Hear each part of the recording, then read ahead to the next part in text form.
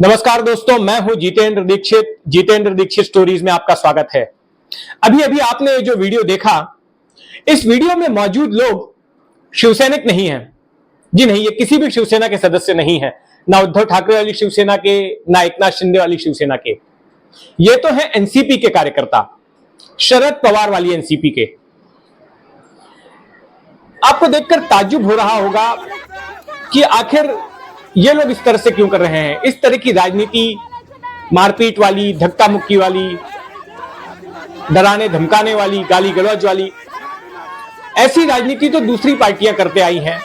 शिवसेना ने लगभग 4-5 दशकों तक इसी तरह की राजनीति की कि अगर कोई शिवसेना के खिलाफ गया तो शिवसैनिक उस पर टूट पड़ते थे। बाला साहब ठाकरे ने अगर किसी के खिलाफ बयान दिया तो शिवसैनिक पहुंच जाते थे उसको पीटने के लिए, और अगर किसी के खिलाफ उन्होंने बैन जारी कर दिया किसी फिल्म या फिल्म स्टार के खिलाफ, तो फिर शिवसैनिक कुछ हिंसक स्टाइल में उससे निपटते थे। लेकिन हिंदी में एक कहावत है ना, जैसी संगत वैसी रंगत। तो संगत का असर मुझे लगता है एनसीपी पर भी दिखाई पड़ रहा है। साल 2019 में एनसीपी ने शिवसेना से दोस्ती कर ली, शिवसेना से हाथ मिला लिया, महाविकास आघाड़ी बना ली, और एनसीपी की ही पहल पर शिवसेना के अध्यक्ष उद्धव ठाकरे को मुख्यमंत्री बना दिया गया।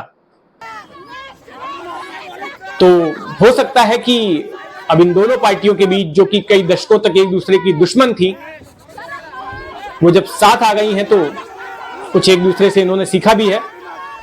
और इस वजह से आपको इस वीडियो में नजर आ रहा है कि एक अकेला शख्स, उसको 15 से 20 लोग घेरे हुए हैं, उसके साथ धक्का मुक्की कर रहे हैं, उसके चेहरे पर कालिख पोतने की कोशिश कर रहे हैं। और ये तमाम लोग एनसीपी के कार्यकर्ता हैं, उन्होंने खुद कबूल किया। तो आखिर ये शख्स कौन है और क्यों ये एनसीपी कार्यकर्ताओं के निशाने पर आ गया, आइए समझने की कोशिश करते हैं। इस वीडियो में जिस शख्स पर एनसीपी के कार्यकर्ताओं ने हमला किया है, उस शख्स का नाम है नामदेव जाधव। नामदेव जाधव महाराष्ट्र के एक मशहूर लेखक हैं, मोटिवेशनल स्पीकर हैं, सामाजिक कार्यकर्ता हैं, और इन्होंने हाल ही में कुछ ऐसी बातें कही जो कि शरद पवार वाली एनसीपी को नागवार गुजरी। इन्होंने कुछ ऐसे बयान दिए, इन्होंने कुछ ऐसे वीडियोस जारी किए जिसमें कि उन्होंने शरद पवार पर, एनसीपी प्रमुख शरद पवार को टारगेट किया, और संदर्भ था महाराष्ट्र में हो रहा मराठाओं के आरक्षण को लेकर आंदोलन। इस बैकग्राउंड में इन्होंने एक वीडियो यह कहते हुए जारी किया कि शरद पवार ने मराठाओं को आरक्षण दिलाने में कुछ नहीं किया, बल्कि उल्टा उनकी वजह से ही मराठाओं को आरक्षण नहीं मिल पाया सरकारी नौकरियों और शिक्षा में। जाधव का कहना था कि शरद पवार 4 बार महाराष्ट्र के मुख्यमंत्री बने, लेकिन उनकी ओर से प्रयास नहीं किया गया कि मराठाओं को आरक्षण मिलना चाहिए। इनके मुताबिक एक बार एक जीआर निकाला गया था जिसमें कि मराठाओं को आरक्षण मिल सकता था जब शरद पवार मुख्यमंत्री थे, लेकिन दूसरी जातियों को ओबीसी कैटेगरी में आरक्षण दे दिया गया, लेकिन मराठाओं को नहीं। यही नहीं, जाधव का तो यह भी आरोप है कि शरद पवार खुद मराठा नहीं है, बल्कि वे ओबीसी से हैं। उन्होंने पवार की तुलना जनरल डायर से की और यही तमाम बातें थी जो कि एनसीपी कार्यकर्ताओं को अखर गई और फिर उन्होंने नामदेव जाधव को निशाना बनाया जब वे पुणे में पत्रकार भवन के पास पत्रकारों से बातचीत कर रहे थे। तो उस वक्त करीब 15-20 एनसीपी के कार्यकर्ता वहां पहुंच गए। उन्होंने नामदेव जाधव को घेर लिया, इनके साथ धक्का मुक्की की और इनके चेहरे पर कालिख पोत दी। इनके साथ एक पुलिस का सुरक्षा कर्मी भी था, लेकिन इसके बावजूद उसके साथ भी धक्का मुक्की की गई और इनको धमकाया गया कि साहब के बारे में कुछ भी उल्टा नहीं बोलना है, साहब की बुराई नहीं करनी है।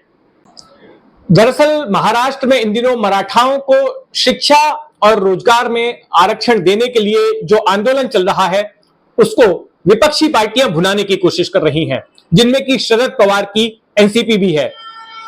मनोज जरंगे पाटिल जो कि मराठा नेता हैं, जिन्होंने कि इसी साल पहले सितंबर में पहली बार भूख हड़ताल की थी, अनशन किया था और उसके बाद जब उनका अनशन खत्म करवाने के लिए पुलिस वहां पर पहुंच गई तो मराठा कार्यकर्ताओं के बीच में और पुलिस के बीच झड़प हो गई, जिसमें पुलिस को लाठीचार्ज करना पड़ा। उसमें कई पुलिसकर्मी भी घायल हुए, कई मराठा आंदोलनकारी भी घायल हुए। उसके बाद मनोज जरंगे पाटिल से मिलने के लिए कई विपक्षी नेता वहां पर पहुंचे, उद्धव ठाकरे भी पहुंचे और शरद पवार भी पहुंचे।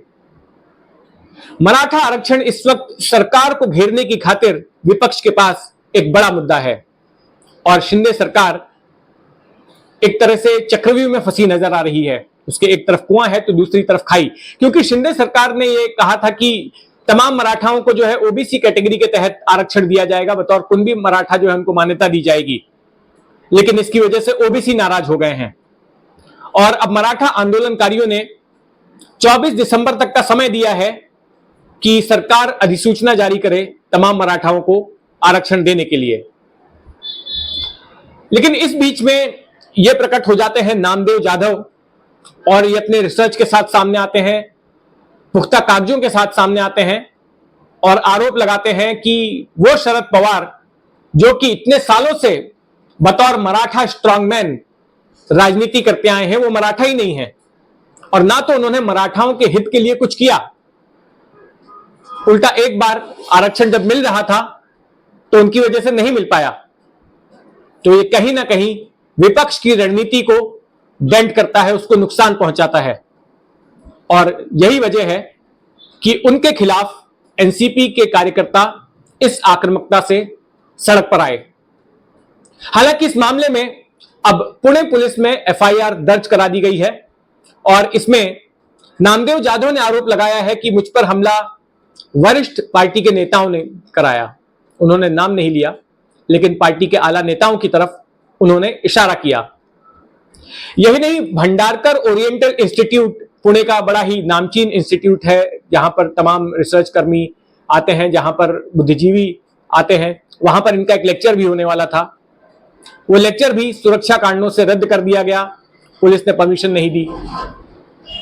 इस मामले में पुणे पुलिस ने अभी तक किसी को गिरफ्तार नहीं किया है। हालांकि एनसीपी की स्थानीय इकाई ने इस हमले की जिम्मेदारी ले ली है और यह कहा है कि नामदेव जाधव की ओर से लगाए जा रहे आरोप झूठे हैं, उनमें कोई दम नहीं है। आरोप सच हो या झूठ हो, लेकिन इस पूरे प्रकरण से एक बात तो सामने आती है कि एनसीपी बदल रही है और एनसीपी के तेवर शिवसेना के जैसे होते जा रहे हैं।